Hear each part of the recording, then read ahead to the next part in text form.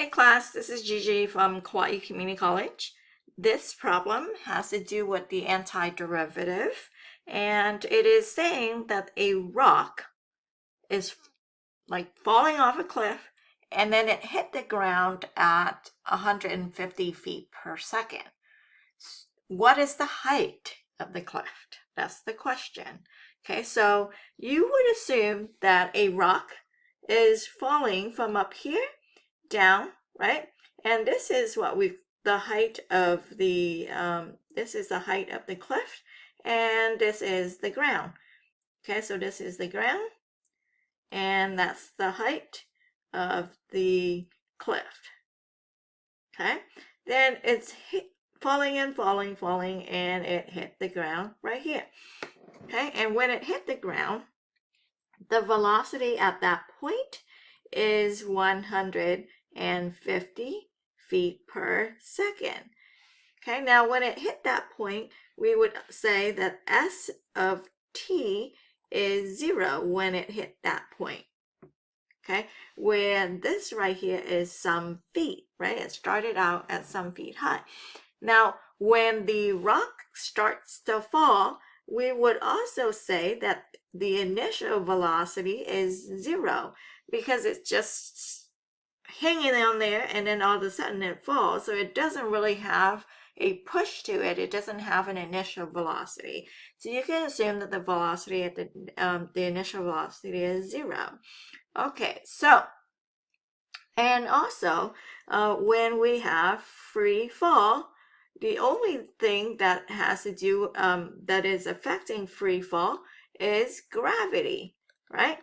And gravity is, in terms of feet and second, is using that measurement, we would say 32 feet per second square. That right there is our acceleration. So we are starting with A of t is 32 feet per second square. And it's going downward, so we would say negative 32 feet per second square. That means v of t is the antiderivative, which is negative 32 t plus c. Now we know that the initial velocity is 0. So when t is 0, v of t is 0. So we would have c being 0 as well, right? So c is 0. Okay, so our velocity function is negative 32t. Okay, now when the rock hits the ground, okay, the velocity is 150 feet per second. So you want to know when is it that the velocity is 150 feet per second?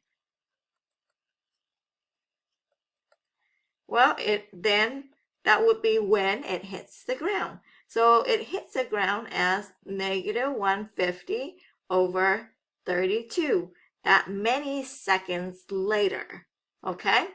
So it hits the ground at that moment.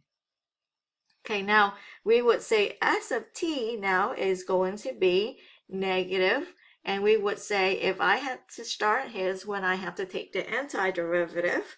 To get to t, I would have started out with t squared, but then I have to undo multiplying by 2, so then I would have to divide by 2, so this would be 16.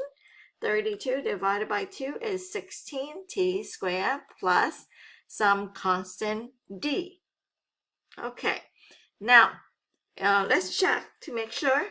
Move the 32 down, move the 2 down, that's negative 32 minus 1, that's t, right? And the derivative of a constant is 0, so we're good. Now, so then here we would say, well, when it hit the ground, meaning at this moment, S of t is 0. So we would say 0 is equal to negative 16 times 150 negative over 32 squared plus d. Because at this moment, S of t is 0. So solve for d, move the thing over and type that into your calculator. D is approximately 351 feet. Okay, so we would say that S of t is negative 16t squared plus 351. So when t is 0, meaning initially when t is 0, then S of 0 is 351 feet. That is the beginning, and the beginning is the height of the cliff. So we would say the height of the cliff is 351 feet.